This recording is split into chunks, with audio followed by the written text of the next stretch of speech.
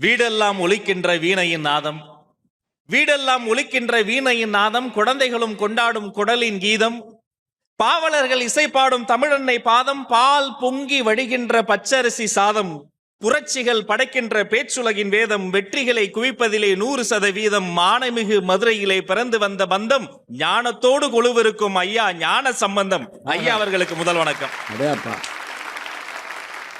தொலைக்காட்சி துறையில் கலைக்காட்சியாய் கண்காட்சி நடத்தி வரும் விஜய் தொலைக்காட்சி அன்பர்களுக்கு பொங்கல் திருநாள் வாழ்த்துக்களை உள்ளபடியே சொல்லிக் கொள்கிறேன். இரண்டணி வீரர்களுக்கும் வணக்கம். ஐயா, இன்றைய இளைய தலைமுறை வாழ்க்கை திணிக்கப்பட்ட வாழ்க்கையை நான் பேச வந்திருக்கேன்.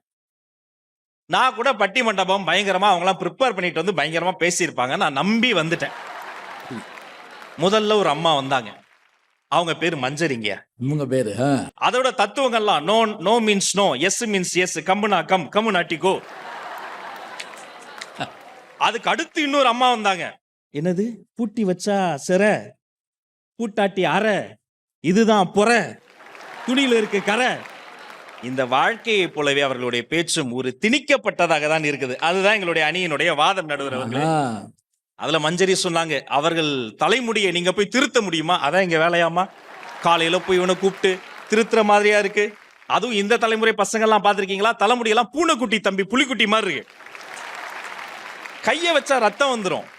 ஏன்னா அவன் பார்க்கக்கூடிய தொலைக்காட்சி நட்சத்திரங்களினுடைய தலைமுடி அப்படி இருக்கு, திரைப்பட நட்சத்திரங்களினுடைய தலைமுடி இருக்கு. அவர்களை பார்த்து, புலியை பார்த்து பூனை சூட்டு போட்டுக் கொள்வதை போல தங்களுடைய நடை, உடை, பாவனை எல்லாத்தின் மீதும் ஒரு திணிப்பின் காரணமாக ஒரு அழுத்தத்தில் வாழ்ந்து கொண்டிருக்கிறது இன்றைய தலைமுறை. நான் உட்பட சிறு வயதில் மைதானத்திற்கு செல்லதான் ஆசைப்படுகிறது இன்றைய இளைய தலைமுறை. ஆனா டியூஷன் சென்டருக்கு அனுப்பி திணிப்பு செய்து கொண்டிருக்கிறார்கள்.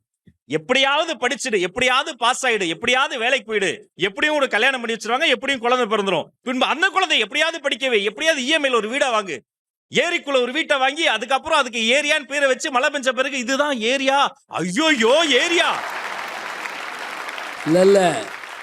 இப்ப கூட நான் ஒண்ணு பார்த்தேன், அந்த பிளாட் விற்கிறவங்க சொன்னாங்களாம், 10 அடியில தண்ணி, கீழையா மேலையான்னு சொல்லாம விட்டாங்க.